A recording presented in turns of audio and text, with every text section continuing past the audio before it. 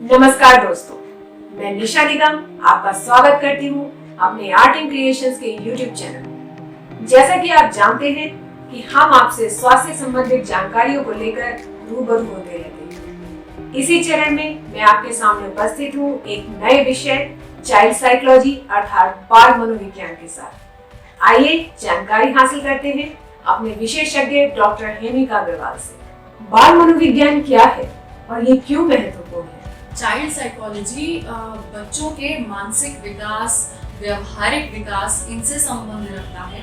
और अगर बच्चे में, जो कि बर्थ से लेकर 18 साल तक हम बच्चे को डिफाइन करते हैं एज अ चाइल्ड, तो अगर बच्चे में किसी प्रकार का विकास संबंधित या व्यवहार से संबंधित कोई दिक्कत आ रही है या कोई मानसिक रोग आ रहा है, तो वो सारे हम चाइल्ड साइकोलॉजी और चाइल्ड साइकेट्री में ट्रीट करते हैं, मैनेज करते हैं। और आमतौर पे चाइल्ड साइकेट्रिस्ट और चाइल्ड साइकोलॉजिस्ट टीम में काम किया करते हैं, जो बच्चे के लिए बेस्ट माना जाता है। कैसे तय करना चाहिए कि बच्चों को मनोवैज्ञानिक विशेषज्ञ की जरूरत है? देखिए, अगर बच्चा जैसे कि एक्सपेक्टेड है, हम समाज में जैसे उम्मीद करते हैं बाकी बच्चे डेवलप होते हैं, उस तरह से अगर डेवलप हो रहा है, कोई तकलीफ नहीं है, तो आपको किसी मनोरोग या मानसिक रोग विशेषज्ञ के पास जाने की जरूरत नहीं है।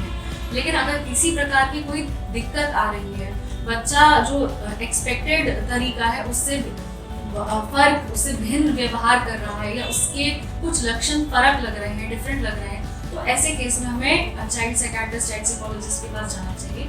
इनमें सबसे आम है जो वर्ड से हम देखते हैं कि माइलस्टोन्स, यानी कि जो बच्चे के एक्टिविटीज जो बच्चा समय समय पे लर्न करता है, वो अगर उनमें डिले आ रहा है, जैसे कि बैठना, जो कि 5 से 8 महीने के बीच में बच्चा सीख जाता है। शुरू में 5 से 6 महीने पे सपोर्ट के साथ और 7-8 महीने तक विद सपोर्ट तो बैठ ही जाता, विदाउट सपोर्ट तो बैठ ही जाता है। ये एक करीब 1 साल पे चलना, 2 साल पे बोलना, 3 साल पे टॉयलेट ट्रेनिंग, 3 साल पे बटन करना, कपड़े अनबटन करना, सर्कल बना लेना इत्यादि। अगर ये माइलस्टोन्स आमतौर पे हम बोलते हैं कि इस एज पर ये एक्टिविटीज बच्चे को एक्वायर कर लेनी चाहिए। अगर इनमें तक डिले हो रहा है तो बच्चे को साइकोलॉजिस्ट के पास या साइकियाट्रिस्ट, चाइल्ड साइकियाट्रिस्ट के पास दिखाना जरूरी है, क्योंकि ये बहुत सारे मनोरोग या मानसिक रोगों से संबंध रख सकता है, जैसे कि मंद बुद्धि होना बच्चे का, जिसको हम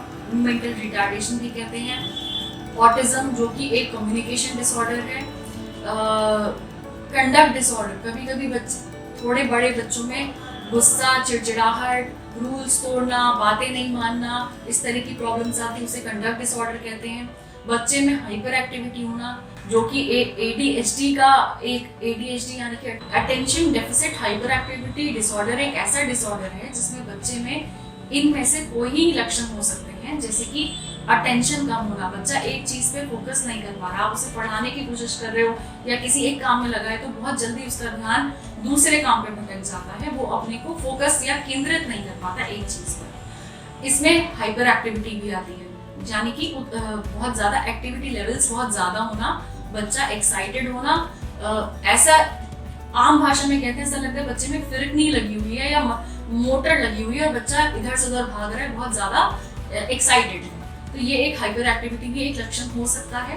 और कभी कभी इम्पल्सिविटी, यानी कि बहुत ही कम जो रिएक्शन टाइम है, किसी चीज को हम स्टिमुलस लेते हैं और रिएक्ट करते हैं, तो अगर कोई चीज देखी या कोई स्टिमुलस देखा या परसीव किया, तो जो रिएक्शन टाइम है वो बहुत कम हो गया, यानी कि किसी चीज में एकदम, इसके क्या लक्षण हो सकते हैं? सडनली किसी चीज में हाथ घुसा दिया, कहीं कोई जा रहा है आप आगे चले गए, क्लास में सवाल पूरा पूछा नहीं कि आपने पहले ही हाथ खड़ा कर दिया, जवाब देने की कोशिश करी, तो हम कहेंगे रिएक्शन टाइम कम हो गया, यानी कि इम्पल्सिविटी बढ़ गई। तो ये सारे लक्षण है। इस तरह के लक्षणों के लक्षण में एक या उनके कॉम्बिनेशन से पीड़ित बच्चों को हम कहते हैं कि इनको ADHD यानी कि attention deficit hyper activity disorder के शिकार है। तो इस तरह की प्रॉब्लम्स अगर आती हैं, इस तरह के लक्षण हमें मिलते हैं, तो चाइल्ड साइकियाट्रिस्ट, चाइल्ड साइकोलॉजिस्ट हमारी मदद कर सकते हैं। क्या ये जेनेटिक डिसऑर्डर अर्थात अनुवांशिक विकार के कारण है? जी, इसमें जो है जेनेटिक यानी अनुवांशिक कंपोनेंट भी माना जाता है, एनवायरमेंटल भी माना जाता है। इसकी भी हाइपोथेसिस है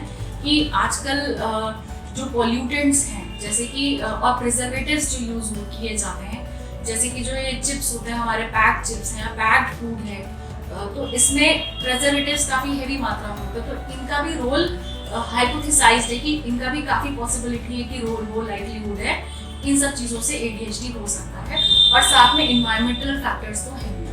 शिक्षक और माता पिता कैसे पहचान सकते हैं? देखिए, स्कूल टीचर्स के लिए जहाँ तक बात है, तो बच्चा टीचर्स के संपर्क में आता है स्कूल जाने में। स्कूल में अगर बच्चा शुरुआत से जो हम देखें अलग बैठा है, दूसरे बच्चों के साथ घुल मिल नहीं रहा, ये एक रेड फ्लैग है। रेड फ्लैग्स वो साइंस हैं कि हमें पकड़ के ये इंडिकेशंस हैं जहाँ पर हम कह सकते हैं कि बच्चे में कुछ प्रॉब्लम होने की चांसेस है और हमें उसे ले जाना है। तो अगर बच्चा घुल मिल नहीं रहा, ये एक रेड फ्लैग है।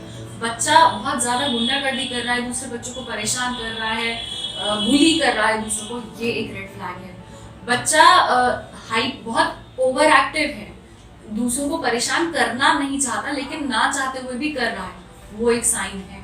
अगर बच्चा रो रहा है, मूड खराब है उसका, या चिड़चिड़ा रहा है, ये भी एक साइन है। किसी प्रकार का सडन व्यवहारिक बदलाव, किसी भी प्रकार का, क्योंकि हर किसी की नेचर एक जैसी नहीं होती, बच्चों में भी टेम्परामेंट सबके एक जैसे नहीं होते और हर बच्चे का अपना एक यूनिक टेम्परामेंट होता है। पर्सनैलिटी बहुत छोटे बच्चों में बोलते ही नहीं, क्योंकि पर्सनैलिटी तब तक डिफाइन ही नहीं होती है, फुल्ली डेवलप नहीं होती। तो अगर टेम्परामेंट की बात करें तो टेम्परामेंट सबका अलग है।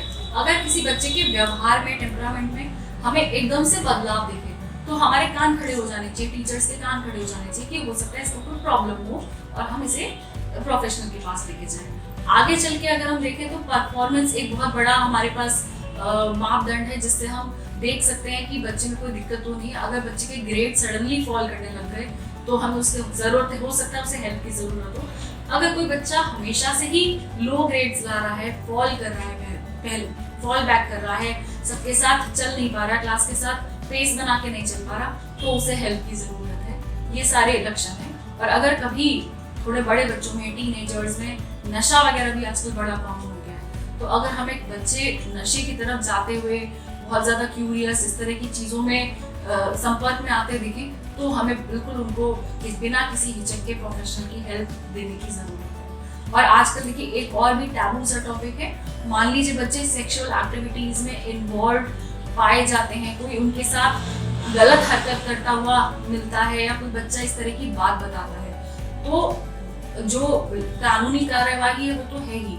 उसके अलावा बच्चे को एक साइकोलॉजिस्ट या साइकियाट्रिस्ट के पास ले जाने की बिल्कुल ज़रूरत है, क्योंकि बच्चा किस ट्रॉमा से गुजरा है हमें नहीं पता और हमें इस तरह के बच्चे को जितनी हम हेल्प दे सकते हैं देनी चाहिए। लेकिन पेरेंट्स को फ़ायदा ये है कि पेरेंट्स एक घर के और भी दूसरे एनवायरनमेंट में बच्चे को देखते हैं, उसका सोना, जगना, खाना पीना, इन चीज़ों को भी ज़्यादा अच्छे से मॉनिटर कर सकते हैं।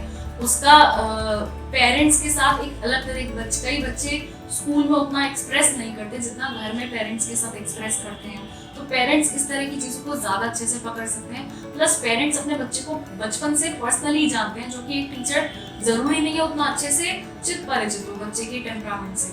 तो पेरेंट्स का यहाँ पर अपर हैंड है इन चीज़ों को पकड़ने में, डिटेक्ट करने में और लाने में हेल्प के लिए प्रोफेशनल के पास आना। अंत में आप हमारे व्यूअर्स के लिए कुछ संदेश देना चाहेंगे?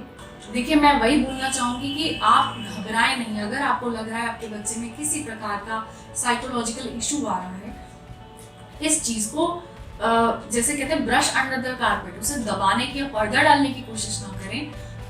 ये नहीं कि सबको बताएं, बच्चे की प्रॉब्लम्स को प्राइवेट रखें, लेकिन हेल्प करने से ना रुकें। आपका हेजिटेशन या उस चीज़ का जो स्टिग्मा है वो आपको कहीं हेल्प लेने से रोक ना दे, नहीं तो बच्चे को जिंदगी भर पछताना पड़ सकता है। और थोड़ी सी हेल्प अगर टाइमली मिल जाए तो क्या पता उसकी पूरी जिंदगी संवर जाए और बहुत सारी प्रॉब्लम्स आए ही ना। तो प्लीज हेल्प लेने से कतराएं। यदि आपने अभी तक हमारे YouTube चैनल आर्टिम क्रिएशंस को सब्सक्राइब नहीं किया है तो ऐसी महत्वपूर्ण जानकारियों को हासिल करने के लिए अभी सब्सक्राइब करें और अपने दोस्तों व शुभ चिंतकों के साथ शेयर बटन को दबाकर साझा करें। यदि आपको जानकारी अच्छी लगी हो तो लाइक बटन को जरूर दबाएं। धन्यवाद।